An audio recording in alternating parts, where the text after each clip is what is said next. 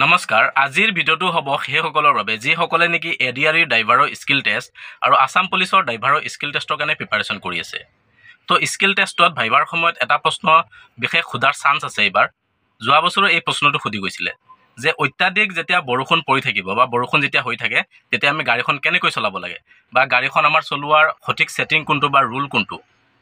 ঠিক আছে, তো আজিৰ ভিডিঅ'টোত এই বিষয়টো মই আলোচনা কৰিম আৰু ভাইভাৰ সময়ত আপোনালোকে যাতে শুদ্ধকৈ এনচাৰটো দিব পাৰে আৰু ফুল নম্বৰটো পাই যায়।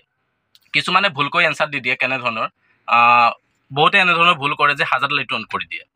ঠিক আছে, গাড়ী যেতিয়া বৰষুণ পৰি থাকিব হাজাৰ লাইটটো অন কৰি দিয়ে, ভাবে যে পিছৰ গাড়ীখনে ভালকৈ দেখা পাব, চাৰিওটা ইণ্ডিকেটাৰ জ্বলি থাকে।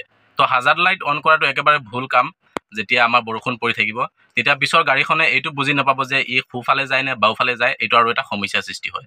তো হাজাৰ লাইট আমি কেতিয়াও অন কৰিব নালাগে। হাজাৰ লাইট ইমাৰ্জেঞ্চি সময়তহে অন কৰিব পাৰে, যেতিয়া আপোনাৰ ধৰক গাড়ীখনত কিবা এটা সমস্যা দেখা দিছে, তেতিয়া আপোনালোকে হাজাৰ লাইটটো অন কৰিব পাৰে। এয়া চাওক, হাজাৰ যিটো লাইট হয় এইটোৰ অপশ্যনটো, তো এইটো মাৰাৰ লগে লগে গোটেই ইণ্ডিকেটাৰকেইটা চাৰিওটা জ্বলি যায়।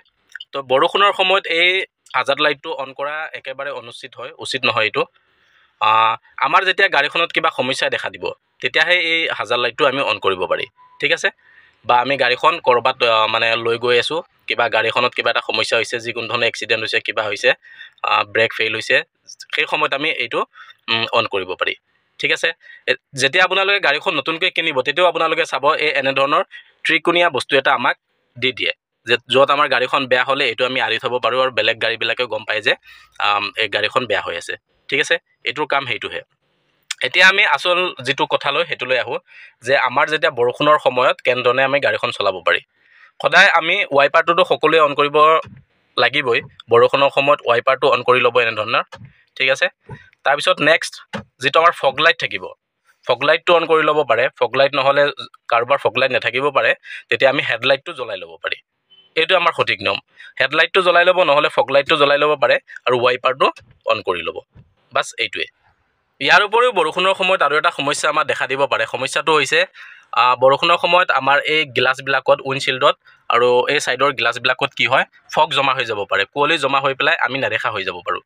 গতিকে ইয়াৰ বাবে এটা কোনটো সঠিক ছেটিং হ'ব আমি কৰিলে যিটো নেকি আমাৰ ওপৰৰ যিটো ফগটো নাইকিয়া হৈ যাব, সেইটো মই যোৱা ভিডিঅ'টোত মই ভালকৈ বুজাই দিছোঁ। যোৱা ভিডিঅ'টো আপোনালোকে যদি চোৱা নাই এইটো চাই ল'ব, তেতিয়া ভালকৈ বুজি পাই যাব।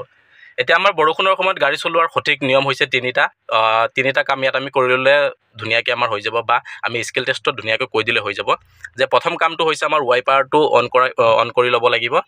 ঠিক আছে, আৰু ছেকেণ্ড কাম হৈছে আমাৰ যিটো হেডলাইট বা ফগ লাইট যিকোনো এটা জ্বলাই ল'লে হ'ব। আৰু লগতে কি কৰিব লাগিব, আমাৰ যেতিয়া ফগ জমা হৈ যাব, বৰষুণৰ সময়ত বিশেষকৈ ফগ জমা হয়েই। ঠিক আছে, তো ফগ জমা হৈ গ'লে আমি কি কৰিম, আমাৰ ফগটো আঁতৰাবৰ কাৰণে এটা ধুনীয়া ছেটিং আছে। তো এইটো মই যিটো সঠিক ছেটিং হয় এইটো মই ধুনীয়াকৈ আগৰ ভিডিঅ'টোত বুজাই দিছোঁ, তথাপি মই এপাক বুজাই দিছোঁ আপোনালোকক, দেখুৱাই দিছোঁ ইয়াত। এইটো আমাৰ এচিটো নন এচিত থাকিলেও হ'ব, এচিত দিব নালাগে। এইটো আমাৰ নৰ্মেল 2ত ৰাখি দিলেও হ'ব। ঠিক আছে, এইটো আমি হিটাৰৰ ফালে মুখ কৰি দিম। ঠিক আছে, এইটো আমাৰ হিটাৰৰ ফালে দি দিম। লগতে কি কৰিম, এইটো চাওক, এইটো উইণ্ডশ্বিল্ডৰ অপশ্যন আছে।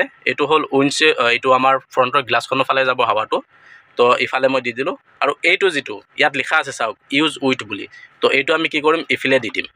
ঠিক আছে, ইয়াত দিয়াৰ লগে লগে এইটো আমি ইফালে দিব লাগিব, কাৰণ এইটো বাহিৰৰ হাৱাটো ভিতৰলৈ সোমাই টেম্পাৰেচাৰটো ধুনীয়াকৈ মিলাই দিব। এতিয়া ইফালে ধুনীয়াকৈ হাৱা ওলাব। ঠিক আছে, ইফালে হাৱা ওলোৱাৰ লগে লগে আমাৰ যিটো গ্লাছ হয়, ফ্ৰণ্টৰ গ্লাছখন ধুনীয়াকৈ চাফা হৈ যাব।